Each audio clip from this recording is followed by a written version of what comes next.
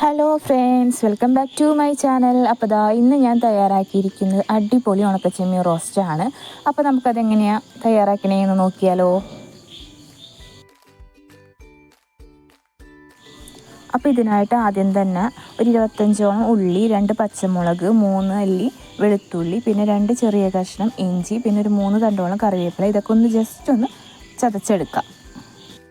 അപ്പോൾ ഉള്ളിയൊക്കെ ചതച്ച് കഴിഞ്ഞിട്ടുണ്ട്. ഇനി ചെമ്മീൻ ഒന്ന് കുറച്ച് വെളിച്ചെണ്ണയിലൊന്ന് വറുത്തെടുക്കുക. അപ്പോൾ വറക്കുമ്പോൾ ശ്രദ്ധിക്കേണ്ട കാര്യം എന്താണെന്ന് വെച്ചാൽ സിമ്മിലാക്കിയിട്ട് വേണം കേട്ടോ വറക്കാനായിട്ട്.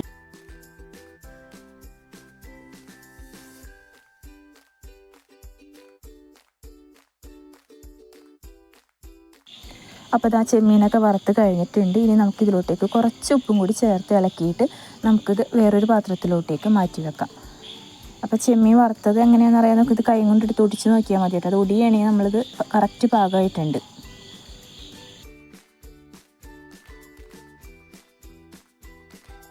അപ്പോൾ ചെമ്മീനൊക്കെ വേറൊരു പാത്രത്തിലോട്ടേക്ക് മാറ്റി വെച്ചിട്ടുണ്ട്. ഇനി അതേ ചീഞ്ചട്ടിയിൽ തന്നെ ഒരു 1.5 ടേബിൾ സ്പൂണോളം വെളിച്ചെണ്ണ ഒഴിച്ചിട്ട് നമ്മൾ നേരത്തെ ചതച്ച് വെച്ച ഉള്ളിയും പച്ചമുളകും ഒക്കെ അതിലോട്ടേക്ക് ഇട്ട് വഴറ്റി കൊടുക്കുക. അപ്പോൾ വഴറ്റിനേക്കാളും മുമ്പ് ഇതിലോട്ടേക്ക് ആവശ്യത്തിന് ഉപ്പും 1 ടീസ്പൂണോളം മഞ്ഞൾപ്പൊടിയും പിന്നെ 1.5 സ്പൂണോളം മുളക് പൊടിയും ഇട്ട് കൊടുക്കുന്നുണ്ട്. അപ്പോൾ എരിവ് കുറവ് വേണ്ടവരാണെങ്കിൽ ശ്രദ്ധിക്കേണ്ടതെന്ന് വെച്ചാൽ 1 ടീസ്പൂൺ മതിയാവും കേട്ടോ മുളകൊക്കെ. എന്നിട്ടത് നന്നായിട്ട് സിമ്മിലാക്കിയിട്ടൊന്ന് വഴറ്റിയെടുക്കുക. അതിൻ്റെ പൊടികളുടെയൊക്കെ പച്ചമണം മാറുന്ന വരെ ഒന്ന് വഴറ്റിയെടുക്കുക.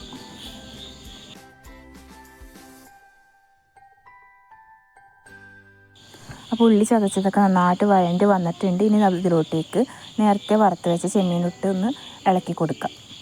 നന്നായിട്ടൊന്ന് ഇളക്കി കൊടുക്കണം കേട്ടോ. അതിൻ്റെ മസാലയൊക്കെ ഒന്ന് കറക്റ്റ് എല്ലായിടത്തും വരുന്ന വിധം നന്നായിട്ടൊന്ന് ഇളക്കി കൊടുക്കണം.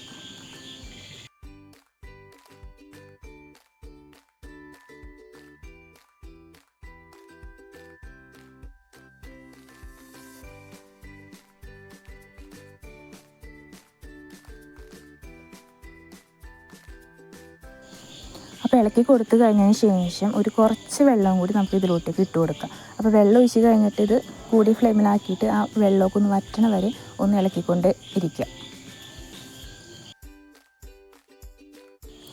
അപ്പോൾ ചെമ്മീനൊക്കെ വെള്ളമൊക്കെ വറ്റി നല്ല ഡ്രൈ പരുവത്തിലായിട്ടുണ്ട്.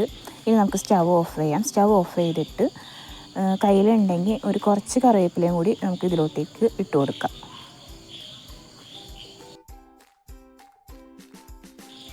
അപ്പോൾ സ്റ്റവ് ഓഫ് ചെയ്ത് കഴിഞ്ഞിട്ടുണ്ട്. ഇനി ഇതിലോട്ടേക്ക് കറിവേപ്പിലയും കൂടി ഇട്ട് കൊടുത്തിട്ട് ഒന്നും കൂടി ഇളക്കി കൊടുക്കാം.